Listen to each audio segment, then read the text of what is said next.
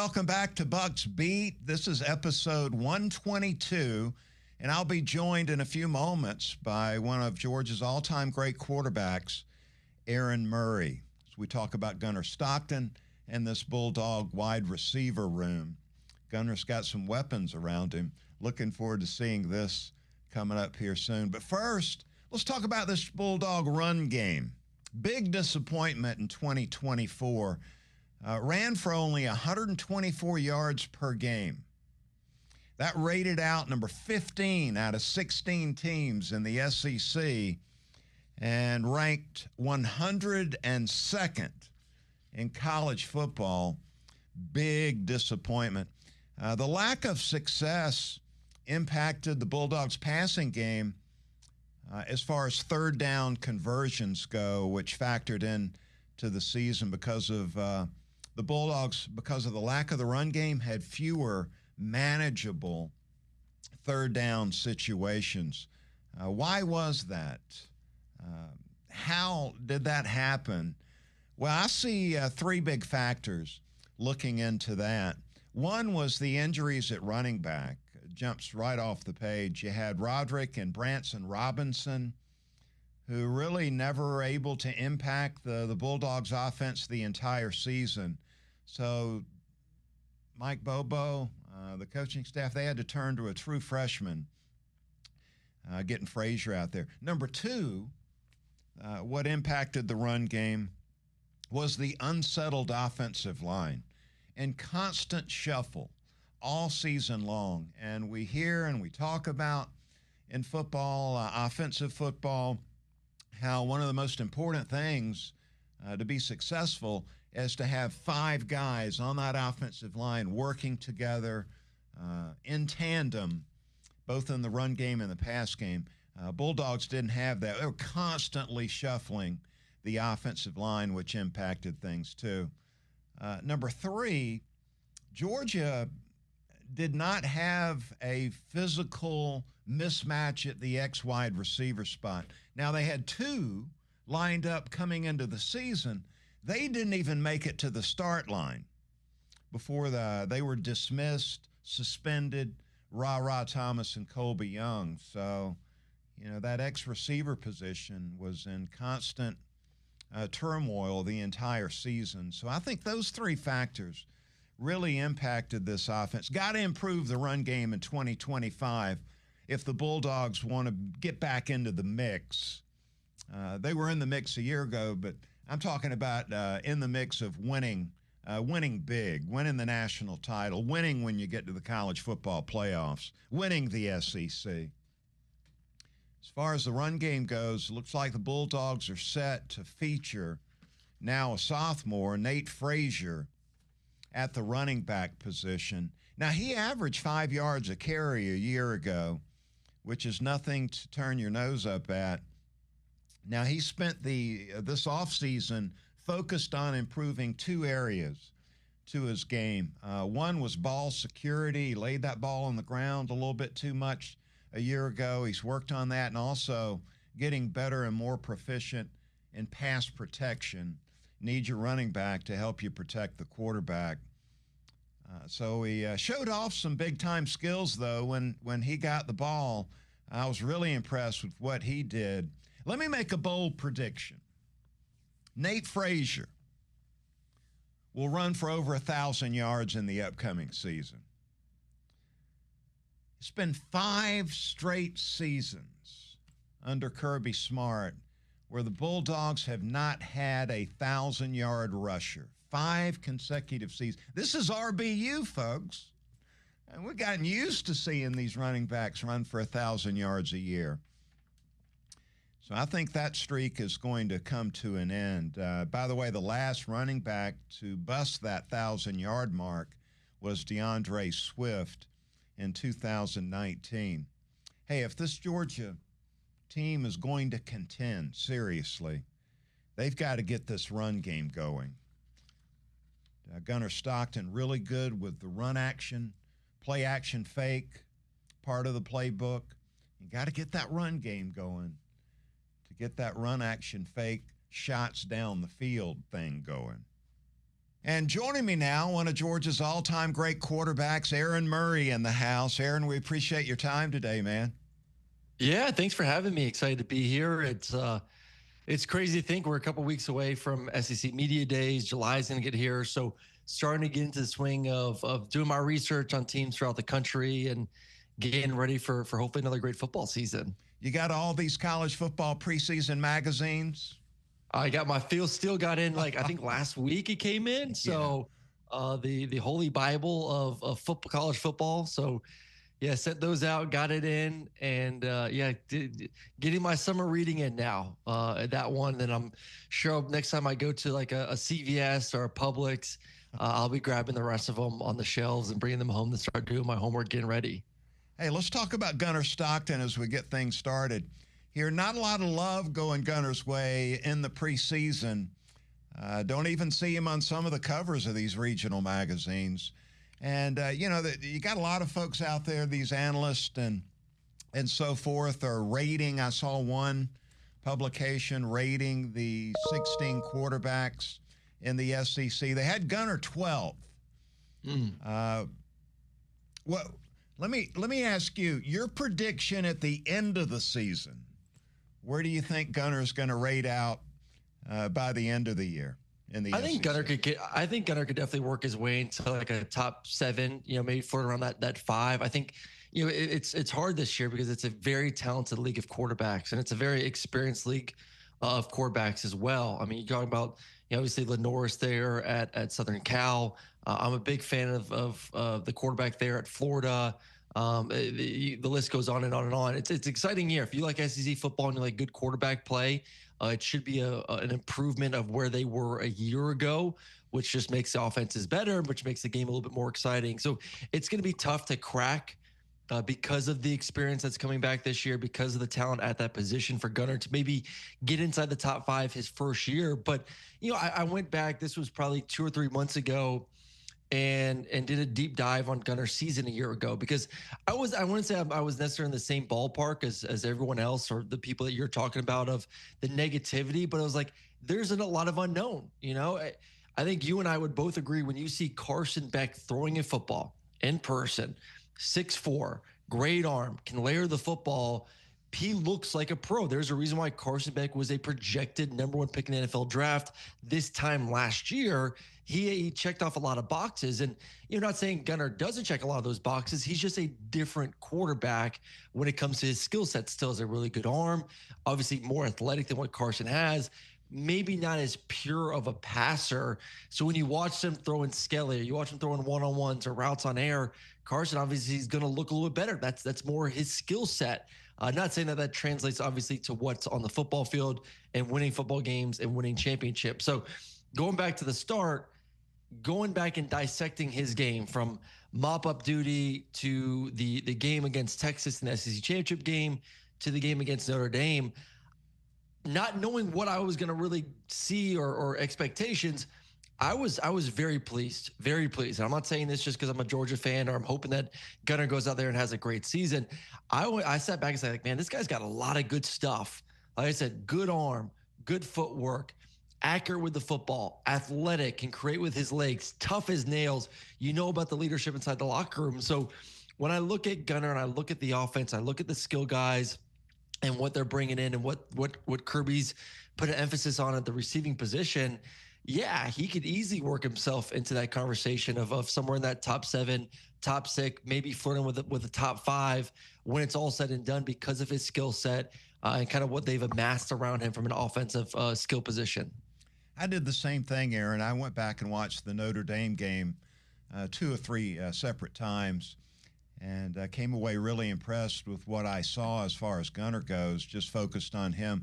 And I'll tell you one thing I really admire and like about Gunner Stockton, and I think the same thing I admired about you, is the ability to stand in the pocket and stare down the barrel of the gun, see the pass rusher coming, yet you, and I see Gunner doing the same thing, stepping into the throw, taking the hit, getting back up, and getting back in the huddle. Really like that about him. What are some of the things you admire about what he does? Well, I think it goes back to what we heard from Kirby at the end of last season. And I think you know this just as well as anyone obviously playing the position.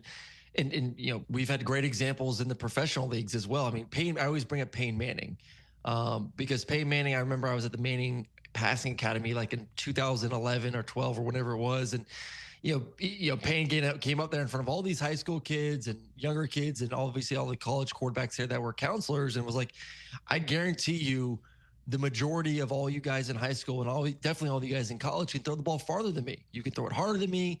You can do all that. But that is just a part of being the quarterback. And yeah, you have to have the ability to throw the football. There's no doubt about it. And that raises your bar and what you can do on the football field. But there's so much more to playing the position than just that. And that's something that, I prided myself on when I was at Georgia was, my leadership, my ability to outwork everyone else, my ability to put the other 10 guys on offense in a position to have success. At the end of the day, if you don't know what you're doing and you can't, identify a defense correctly, if you can't identify a blitz, and all of a sudden a Mike linebacker runs between the guard and center and he sacks the quarterback, everyone's blaming the offensive line. But a good quarterback would recognize the blitz based on film study, redeclare the Mike linebacker, put the offensive line in a position to pick up the blitz, make those guys look good so that they're playing with a lot of confidence, so that those guys are playing fast. So, from what Kirby was saying heading into, I believe it was either the Texas or after the Texas game into the Notre Dame game about the belief in the locker room and Gunner. The number one thing to me as a quarterback is obviously protecting the football. You got to protect the football. You can't protect the football, you can't win games. And Georgia obviously had an issue with that a little bit last year with protecting the football, but you have to be the leader. You have to be the guy that outworks everyone. The first one in, the last one out. And you've talked to people, I've talked to people. That is Gunner Stockton. He has plenty of arm strength. He has the athleticism, but he has that DNA inside of him that is, I'm a dog. I'm going to outwork you. I'm going to grind. I'm going to make sure that guys around me can play with confidence, that can play fast, and they're going to trust me. So I think to me, that's the number one thing that I've seen from him and heard about him that should make Georgia fans really excited. No, it's a small sample size, but the other thing I've noticed about Gunner, even looking at the G-Day scrimmage this past spring, was he's looking for the opportunity to take some shots vertically down the field. I really like that about him. Now, he's not just forcing the ball downfield. When he sees an opportunity, he's taking shots. Well, you have to. I mean, I think back to Georgia a few years ago with Stetson and the big plays down the field and the explosiveness. And, Georgia had opportunities last year, and Carson definitely took some chances and took some risks. And, I know Carson was a little gun shy 2 years ago.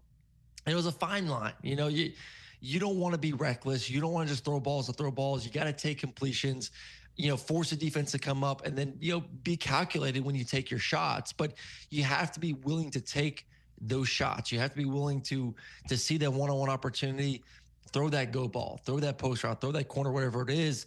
Last year was hard to build that trust when you had so many guys dropping passes, when you had, a go ball on the outside and the ball's perfectly thrown, the receiver goes right through his hands. It's like, do I want to take that high risk? First off, it's already a high risk throw, but now there's the less confidence with the receiver to even make the catch, which makes it even more riskier and not pointless. But why do I want to do that?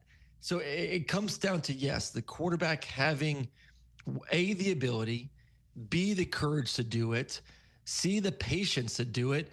And then obviously last is the receiver's ability to catch the football. I mean, I think all eyes obviously are going to be on Gunner. He was a highly recruited high school quarterback. He played and had some success last year. But the eyes to me, and I know we all talk about quarterback, and I love it because I'm a former quarterback, but receivers got to be better. The receivers have to make plays. The receivers have to create separation. The receivers have to catch a football. As a quarterback, I have to have trust that if I throw that go ball, you're going to, one, stack the defender, and then two, you're going to make the catch. And that has to be better this year. And hopefully with, guys like Noah and obviously Dylan Bell and Colby back and, some of these other ones that Georgia went out there and got, and even the high school kids, maybe if they get their opportunity, those 4 and 5 stars, those guys have to make plays to earn the trust of Bobo and their quarterback as well.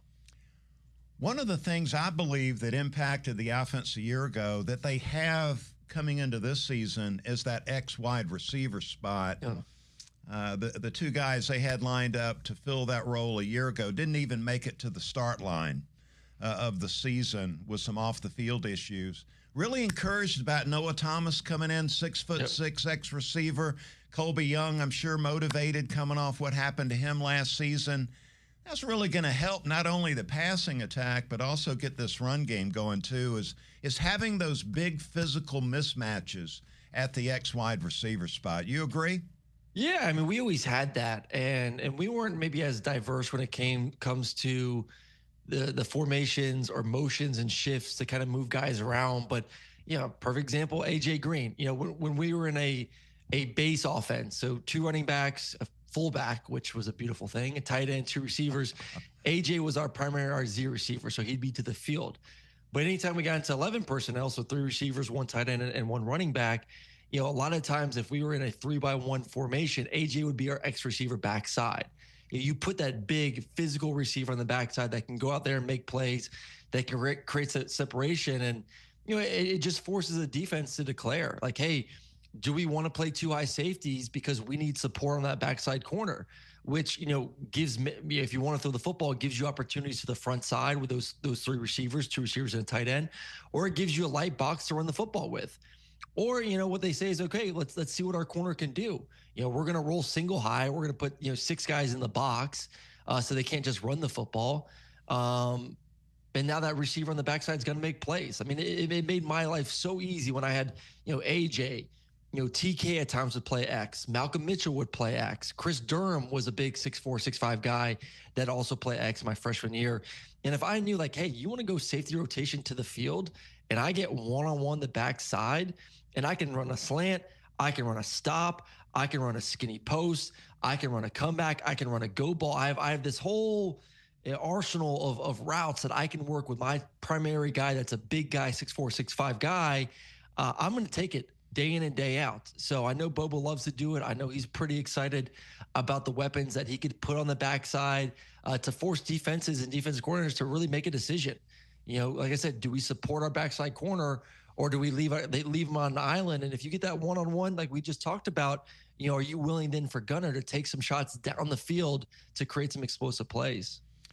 See, Dylan Bell being that Z receiver, and I'm excited to see this Zach Branch transferred in from USC at the slot, giving you that quick underneath guy you can get the ball and get that yards after the catch thing going. What are you thinking about Branch and how he's going to fit in? Well, I think it goes back to that's just perfect example, the 3-by-1. You say you put Branch in the slot and say a team wants to go, hey, Noah Thomas is backside. Maybe their corners are a little bit smaller. We're going to play two high safety to give that guy some support.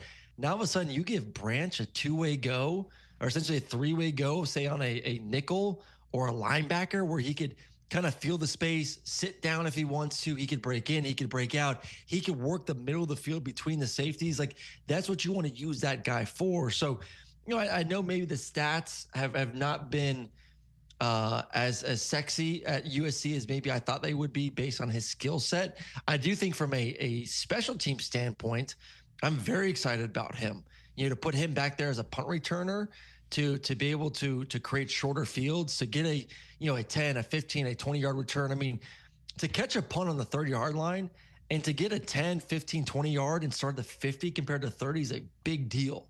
So for him to play the special teams role, to be the punt returner, which he's extremely explosive, to be able to put him in the slot, to have him be able to get those matchups over the middle, to give him some jet sweeps, whatever it may be, put him in the backfield.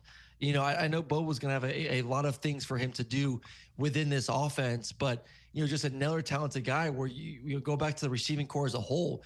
You got big guys. You got Colby. You got Noah. You got Dylan Bell, who's a physical receiver, about 6 foot, 200, 205, whatever he is, a nice solid receiver that you could move him around as well. So there's going to be a lot of focus on those guys. I mean, I still love the tight end position with Oscar and Lawson and, the freshman tight end I heard absolutely kick butt in the spring, but to have that matchup guy that like I said, if there's a one-on-one opportunity where he's in the slot against a team's third DB or even a safety, hey, like I said, give him that three-way go. Let him use that wiggle. Bam, you hit him and you throw it with some accuracy. A 5-yard catch can turn into a 15, 20-yard play.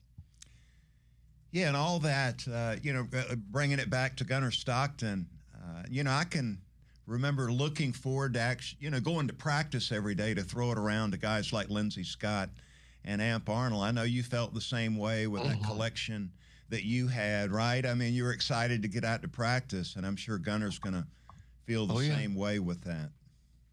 No, I think he's it's a dream for him. Georgia boy coming there now it's his team. It's hard being the backup, especially the backup for a guy that was as heavily sought after as Carson, and still really appreciate the story of Carson, of waiting his time, had an opportunity obviously to transfer when things didn't go the way he was expecting early on, and Stetson kind of took over.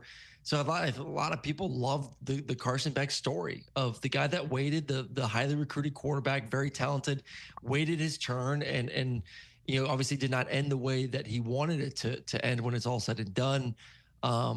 But Gunnar also is kind of waited his turn as well, and ready to go, determined, and just a good overall person. I mean, I've interacted with him. I was with him yesterday at our Big Ball for All tournament for extra special people.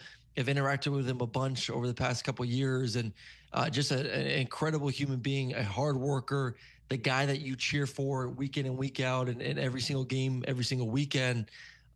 He's ready to maximize his opportunity and go out there and prove a lot of people wrong. Going back to what we talked about at the beginning, absolutely. A lot of people are doubting him and doubting this offense. And I think there's a chip on his shoulder to go out there and prove that he is a very talented quarterback. What do you hear about Carson Beck, the rehab from the elbow injury? You think he'll be ready to go when the Hurricanes step on the field to open the season here? What are you hearing about Carson? Yeah, I think Carson will be ready to go. Yeah, I remember even seeing a video probably about a month ago of him throwing the football, all intermediate stuff, 10, 15-yard passes, but the motion looked good. The velocity on the football looked pretty good as well from obviously the limited clips that I did see. But I still love Carson's ability to play the quarterback position. I think there were some things that obviously did not go right for him last year, from the injury to the inconsistency on the outside, and then 3, he started pressing. He started trying to make plays when plays weren't there, and caused some pretty bad interceptions. So I still think he is a first-round talent. I think a lot of NFL scouts are still excited about his future in the NFL. I do worry about Miami and the skill players around him. They had a great receiving core a year ago with Cam Ward, obviously a very magical offense. A lot of those guys are now gone. So has he had enough time, and will he have enough time at full strength or near full strength arm-wise to build the chemistry? We talk about Gunnar building chemistry and the excitement working with these guys. Gunnar had last year to work with some of these guys. He's had, all spring, all summer. He'll have all fall camp.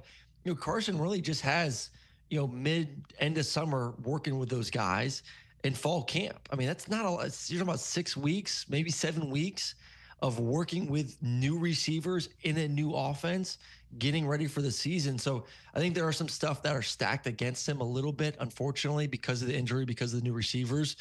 But still, from a talent standpoint, I still think Carson is extremely gifted quarterback. Aaron, congratulations on the golf tournament, man. I appreciate the invitation to be a part of it. Saw a lot of the Georgia Quarterback Club out there yesterday. Had a lot of fun with that.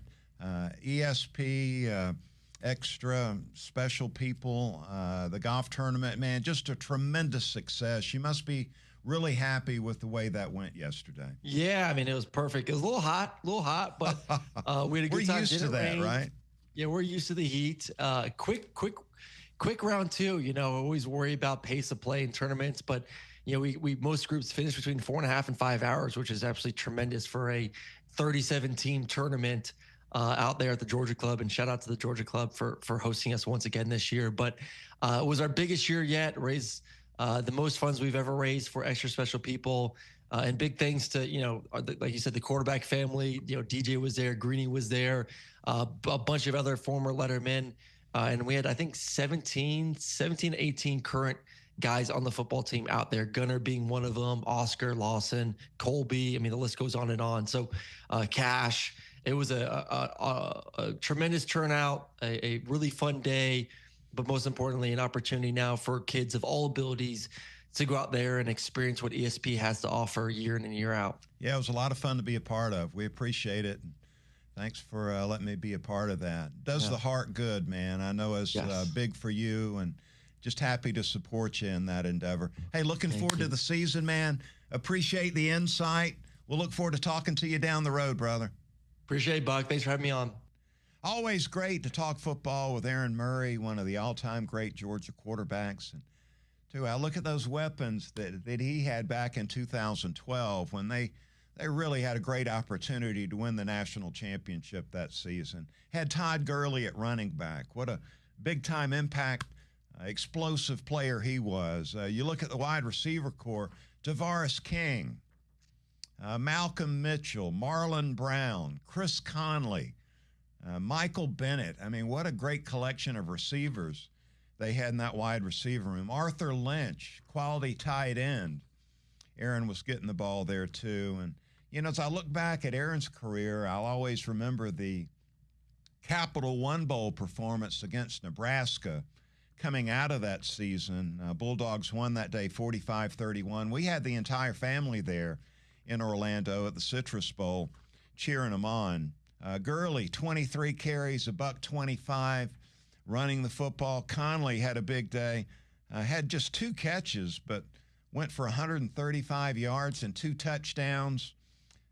We had Tavares King, 3 catches for over 104 yards receiving. He had a big 75-yard touchdown catch. Conley had an 87-yard catch and run on a wide receiver screen there. Bulldogs were 12 of 17 on third down that day. One of the great days in Aaron Murray's career. So great getting Aaron on today, dropping some knowledge on us. It's going to do it for this week's podcast. We'll come back later in the week with episode 123.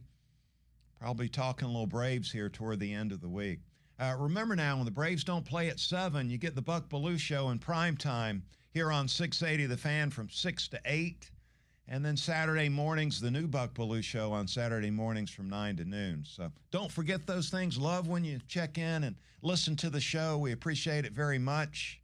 It's going to do it for this episode of Buck's Beat.